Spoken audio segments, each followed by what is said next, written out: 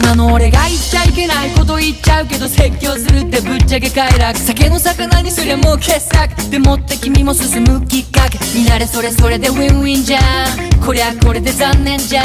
そもそもそれって君次第だし、その後なんか俺興味ないわけ。この先君はどうしたいって人に問われることをしたい。終わりじゃないと信じたいけど、そうじゃなきゃかなり非常事態。君たちがその分類された普通の箱でくすぶってるからさ。